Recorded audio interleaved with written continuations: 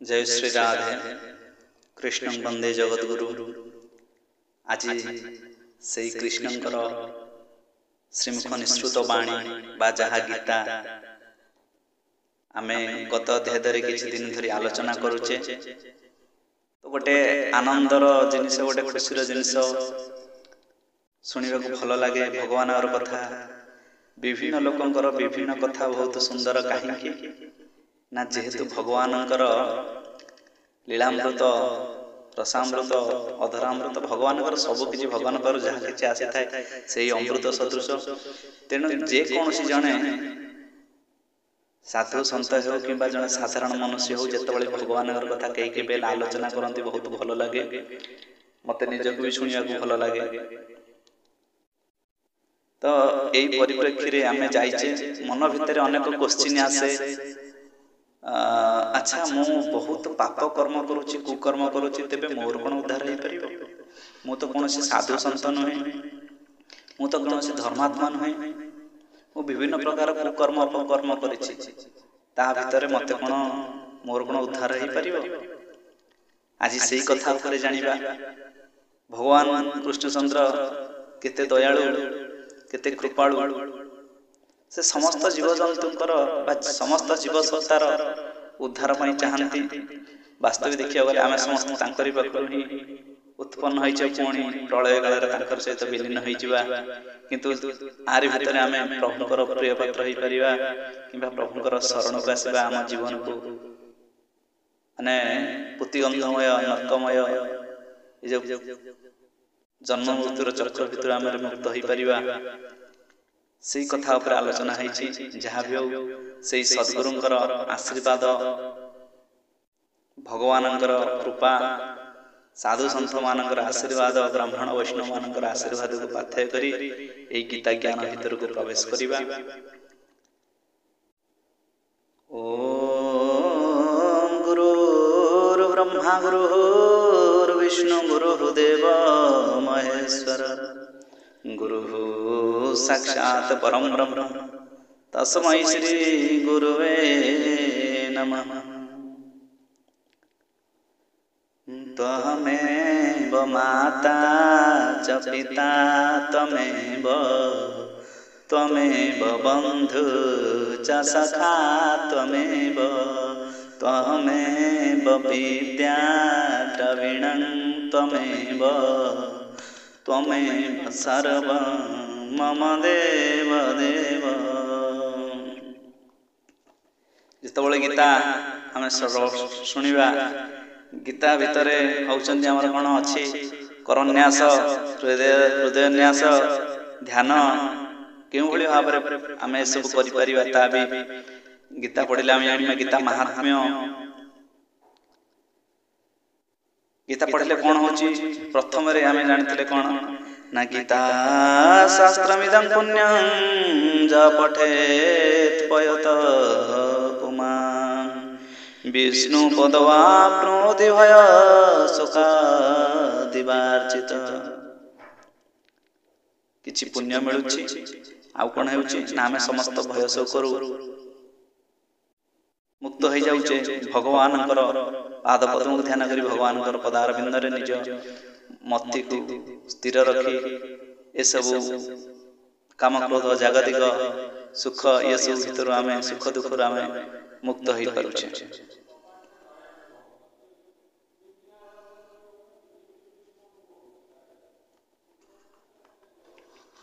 आउ कोन हेउछि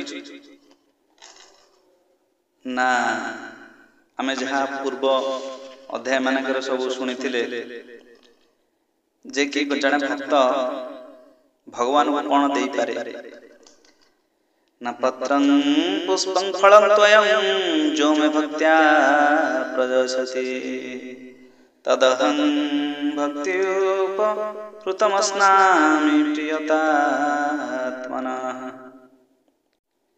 आलोचना होइतिला भितरे कौन ना जे कई भक्त मते प्रेमर सहित पत्र पुष्प फल और जल आदि अर्पण करती सही शुद्ध बुद्धि निष्काम प्रेमी भक्तंकर प्रेम अपूर्व अर्पित एवं सही पत्र पुष्प आदि मु सगुण रूप में प्रकट होई प्रीतिपूर्वक ग्रहण करे। किंतु वास्तविक जदि आमे देखिबा ଭଗବାନଙ୍କର ନିକଟରେ ପତ୍ର ପୁଷ୍ପଂ ଫଳଂ ତୋୟ, ପତ୍ର ମାନେ କରପତ୍ର, କରପତ୍ର ଏଥିରେ ଆମେ ଭଗବାନଙ୍କର ସେବାରେ ଲାଗିବ। ଏଇ କରପତ୍ର ଆଉ କଣ ନା ପୁଷ୍ପ, ମନକୁ ପୁଷ୍ପ ସଦୃଶ ତୁଳନା କରାଯାଏ। ମନକୁ ହିଁ ଭଗବାନଙ୍କୁ ଅର୍ପଣ କରିବାକୁ ହୁଏ। ଆଉ କଣ ନା ଫଳ, ଫଳ ହେଉଛନ୍ତି କର୍ମର ଫଳ, ଯାହାକି ଆମେ ପୂର୍ବରୁ ଆଲୋଚନା କରିଛେ କର୍ମଫଳ ପ୍ରଭୁଙ୍କୁ ସମର୍ପଣ କରିଦେବା ଉଚିତ। ଆଉ କଣ ନା ତ୍ୱୟଂ, ଯେଉଁ ଭକ୍ତ ମୋର କଥା ଶ୍ରବଣ କରି ବା ଆଖିର ଲୁହରେ ମୋ ପାଇଁ ସେ କାନ୍ଦିପାରେ, ଆଖିର ଲୁହରେ ମୋତେ ସ୍ନାନ କରିଦିଏ, ସେମାନେ ହେଉଛନ୍ତି ମୋର ପ୍ରିୟ ଭକ୍ତ। ତେଣୁ ଯାହା ବି ହଉ ଭଗବାନ ଏସବୁ ତାଙ୍କୁ ପ୍ରୀତିପୂର୍ବକ ଗ୍ରହଣ କରିଥାନ୍ତି। ଆଉ କଣ କୁହାଯାଇଛି ଶ୍ଲୋକ ନମ୍ବର 27, ଯଦ୍ କରୋଷି ଯଦସ୍ନାସି ଯଜ୍ଜୁହୋଷି ଦଦାସି ଯଦ୍ ପଶ୍ୟସି କୌନ୍ତେୟ ତତ୍ କୁରୁଷ୍ବ ମଦର୍ପଣମ୍। ହେ ଅର୍ଜୁନ, ତୁମେ ଯାହା କିଛି କର୍ମ କରୁଛ, ଯାହା କିଛି ଭୋଜନ କରୁଛ ଏବଂ ଯାହା କିଛି ହବନ କରୁଛ, ଯାହା କିଛି ଦାନ କରୁଛ ଏବଂ ଯାହା କିଛି ତପ କରୁଛ, ସେ ସବୁ ମତେ ହିଁ ଅର୍ପଣ କର। ଶୁଭାଶୁଭ ଫଳୈରେବଂ ମୋକ୍ଷ୍ୟସେ କର୍ମବନ୍ଧନୈ ସନ୍ନ୍ୟାସ ଯୋଗ ଯୁକ୍ତାତ୍ମା ବିମୁକ୍ତ ମାମୁଂ ପଶ୍ୟସି। ଏହିପରି ଭାବରେ ଯେଉଁଥିରେ ସମସ୍ତ କର୍ମ ମତେ ଅର୍ପଣ କରାଯାଏ, ସେହି ସନ୍ନ୍ୟାସ ଯୋଗରେ ଯୁକ୍ତଚିତ ହୋଇ ଫଳାଶକ୍ତି ତ୍ୟାଗ ପୂର୍ବକ ସମର୍ପଣ ବୁଦ୍ଧିରେ କର୍ତ୍ତବ୍ୟ କର୍ମ କଲେ ତୁମେ ଶୁଭାଶୁଭ ଫଳ ରୂପୀ କର୍ମବନ୍ଧନରୁ ମୁକ୍ତ ହୋଇଯିବ ଏବଂ ସେଥିରୁ ମୁକ୍ତ ହୋଇଯାଇ ମତେ ହିଁ ପ୍ରାପ୍ତ କରିବ। ସମ୍ମୋହଂ ସର୍ବଭୂତେଷୁ ନ ମେ ଦ୍ୱେଷାସ୍ତି ନ ପ୍ରିୟ ଯେ ଭଜନ୍ତି ତୁ ମାଂ ଭକ୍ତ୍ୟା ମୟି ତେଷୁ ଚାପ୍ୟହଂ। ମୁଁ ସକଳ ଭୂତଙ୍କ ଠାରେ ସମଭାବରେ ବ୍ୟାପ୍ତ, ମୋର କେହି ଅପ୍ରିୟ ନୁହନ୍ତି କି କେହି ପ୍ରିୟ ନୁହନ୍ତି। କିନ୍ତୁ ଯେଉଁ ଭକ୍ତମାନେ ମୋତେ ପ୍ରେମରେ ଭଜନ କରନ୍ତି, ସେମାନେ ମୋ ମଧ୍ୟରେ ଥାନ୍ତି ଏବଂ ମୁଁ ସେମାନଙ୍କ ମଧ୍ୟରେ ପ୍ରତ୍ୟକ୍ଷ ପ୍ରକଟ ହୋଇଯାଇଥାଏ।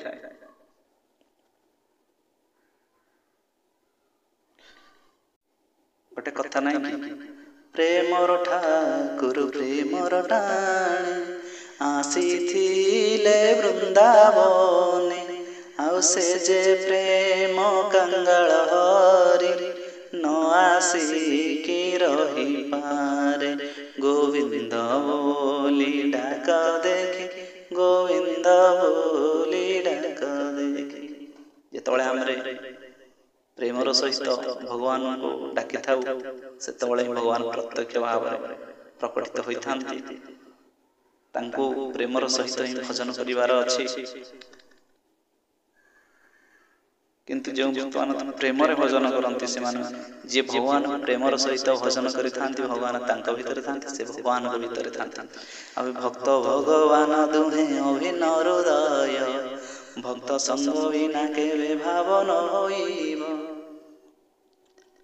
ତେଣୁ ଭକ୍ତଙ୍କର ସାନ୍ନିଧ୍ୟ ଯଦି ଜୀବନରେ ମିଳିଯାଏ, ତାହା ଅତ୍ୟନ୍ତ ଗୋଟେ ମାନେ ଯାହା ଆମେ ବାସ୍ତବିକ ସ୍ୱପ୍ନରେ ବି କଳ୍ପନା କରିପାରିବା ନାହିଁ, ସେଇଭଳି ଭାବରେ କୃପା ହେଇଥାଏ। ଅପି ଚେତ୍ ସୁଦୂରାଚର ଭଜନ୍ତେ ମାମନ୍ୟନ୍ୟଭା ସାଧୁରେବ ସମନ୍ତବ୍ୟଃ ସମ୍ୟକ୍ ବ୍ୟବସିतो ହି ସଃ। ଯଦି କୌଣସି ଅତିଶୟ ଦୁରାଚାରୀ ମଧ୍ୟ ଅନନ୍ୟ ଭାବରେ ମୋର ଭକ୍ତ ହୋଇ ମୋତେ ଭଜନ କରନ୍ତି, ସେ ବି ସାଧୁ ବୋଲି ଗଣାଯିବେ। କାରଣ ସେ ଯଥାର୍ଥ ନିଶ୍ଚୟ କରିଥାନ୍ତି, ଅର୍ଥାତ୍ ସେ ଭଲ ଭାବରେ ନିଶ୍ଚୟ କରି ନେଇଥାନ୍ତି ଯେ ପରମେଶ୍ୱରଙ୍କ ଭଜନ ସମାନ ଅନ୍ୟ କିଛି ନାହିଁ। ଯାହାକି ଆମର ମୂଳ ଟପିକ୍ ଥିଲା, ଯଦି ଜଣେ ଅଭକ୍ତ ଦୁରାଚାରୀ ପାପୀ ସେ ଯଦି ଭଗବାନଙ୍କର ଶରଣରେ ଆସୁଛି, ସେହି କ୍ଷଣି ଠାରୁ ସେ ଯଦି ସମସ୍ତ ତାର କୁକର୍ମକୁ ବର୍ଜିତ କରେ, ସେ ହିଁ ଗୋଟିଏ ସାଧୁ ବୋଲି ଗଣାଯାଏ। ଆଉ କାହିଁକି ନା ସେ ନିଶ୍ଚୟ କରିଦେଇଥାଏ ପରମେଶ୍ୱରଙ୍କ ଭଜନ ବ୍ୟତୀତ ଆଉ ଅନ୍ୟ କିଛି ନାହିଁ। କିନ୍ତୁ ଯେଉଁମାନେ ସାଧୁ ବେଶଧାରୀ ଖୋଳବ ପିନ୍ଧିଛନ୍ତି, ସେମାନଙ୍କ ତାଙ୍କର ନର୍କରେ ବି ଜାଗା ନାହିଁ। କିନ୍ତୁ ଯେଉଁମାନେ କୁକର୍ମକୁ ତ୍ୟାଗ କରିଦେଇ ସେହି ମୁହୂର୍ତ୍ତରୁ ଭଗବାନଙ୍କ ଶରଣରେ ଆସନ୍ତି, ସେହି ସାଧୁ ପାଲଟି ଯାଆନ୍ତି। क्षिप्रं भवति धर्मात्मा स्वस्वच्छन्ति निगच्छति कौन्तेय प्रतिजानीहि न मे भक्तः प्रणश्यति। तेणु से शीघ्र धर्मात्मा हो जाते और निरंतर मोर चिरंतन शांति प्राप्त होती। हे अर्जुन तुम्हें यह निश्चिंत सत्य बोली जान जे मोर भक्तंकर विनाश होबे नाही। मान हि पार्थ व्यपाश्रितः जे अविस्यु पाप जोनय स्त्रियो वैश्यास्तथा शूद्रोस्ते अपि जानति परां गतिम्। कारण हे अर्जुन स्त्री वैश्य शूद्र तथा नव नीच जातिर जे कई भी हूँ ना कहीं से मोर शरणापन्न होई परम गति प्राप्त होते। आजिकल प्रत्येक भितर गोटे जाति प्रथार भेद अच्छी। मंदिर को यही माने प्रवेश करेंगे यही माने जाई परिबे नहीं। यही माने गोटे सत्संग होउची सेई माने एई जिंस छुई परिबे सेई जिंस छुई परिबे नहीं। जने नीच जातिर लोक सब किछि करूथिबो किंतु यदि से खाद्य जिनसटारे भोगर टिके हाथ मारदला ता पवित्र हो जाए। किंतु तारी पाखरु पैसा आसिकरी भोग किणा जाए किंतु से जदि छुई देला ताले से मारा हो जाए। ये सब जो प्रथा रही सेठी भगवान कोन कहउछन्ते ना स्त्री वैश्य शूद्र तथा नीच जातिर जे केही भी होंतु ना कहीं से मोर शरणापन्न होई परम गति प्राप्त होते। तेणु भगवान पाखे समस्त ही समान। किं पुनः ब्रह्मण पुण्य भक्ता राजर्षय तथा अनित्यम सुखं लोकमेवं प्राप्य भजस्व। तेणु पुण्यशील ब्राह्मण तथा राजर्षि भक्त माने जे मोर शरणापन्न हेले परम गति प्राप्त होती ता कौन कहवा। अतएव तुम्हें यही सुख रहित एवं क्षणभंगुर मनुष्य शरीर प्राप्त होइतिबारु निरंतर मते भजन कर। मन मना भव मद भक्त मत जाची मन नमस्कुरु मामे वैश्यसि जुक्तैव मात्मानं मत परायण। मोठारे मन लगाओ मोर भक्त हो जाओ मोर पूजन कर एवं मते प्रणाम कर। एहीपरि भाव आत्मा को मोठारे लगाई मोर परायण हो गले तुम्हें मते निश्चय प्राप्ति हो। तेणु एठी गीता भितर दे भगवान जोगेश्वर कृष्ण अर्जुन के भली भाव कृपा करुछन्ति। केउ भली भाव ए जीव जगतर उद्धार हो पारिबो सही शिक्षा से अर्जुन को देउछन्ति जहा कि हम प्रत्येक जीवन भितर चले गोटे जो अच्छी आगे को आम जाना विभिन्न प्रकार कथा क्षेत्र क्षेत्रज्ञ जोग आउ जो शरीर संबंधी बहुत किसी तत्व अच्छी जहाँकि आम भितर सब बड़ महाभारत युद्ध होता है। आम आरे भितर स्नेह प्रेम बांधी हो जाए शरीर भितर क्यों भली भाव परमात्मा पाखु जावाक सब किसी अटकई दे थांती। परिवार बंधु बांधव ये सब कथा बहुत कथा आ भीतर दे अच्छी। जीवन को जदि वास्तविक आमर किसी शिक्षा पाइबार अच्छे से शिक्षा अनुसार चलबार अच्छे ताहले गीता आम निहाती आवश्यक। तेणु समस्ते किसी ना किसी गीता पढ़ु। आम मान भीतर भी काम क्रोध लोभ मोह अहंकार रही एसबू रेतु आम प्रकृतिर सृष्टि। तेणु एसबू रोटे जन्म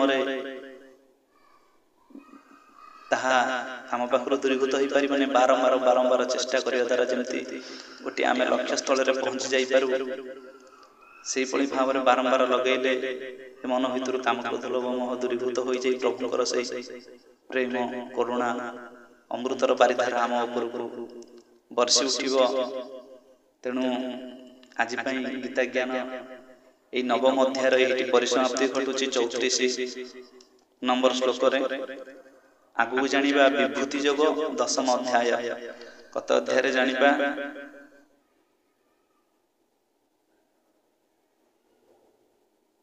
भगवान क्यों क्यों लीला करती जहाँकि देवमानव अगोचर से कथा आग को भगवान कहिबे अर्जुन को जहाँकि शुणिक आम आम गोटे प्रकार खुशी गोटे प्रकार आनंद गान अनुभव करवा से भगवान कथा भगवान निजे स्वयं कहते अवश्य आम ये गीता पाठ करुचे गोटे बही रखी किंतु ये भगवान मुख निश्चित वाणी को आम आलोचना करुचे ये गोटे खुशी कथा तेणु समस्ते आसतु गीता टिके पाठ करवा अभ्यास करवा। ओम तत्सदिति श्रीमद्भगवद्गीतासु उपनिषत्सु ब्रह्म विद्यायां योगशास्त्रे श्रीकृष्णार्जुन संवादे राजविद्या राजगृहयोग नाम नवमोऽध्याय। जय श्री राधे जय जगन्नाथ।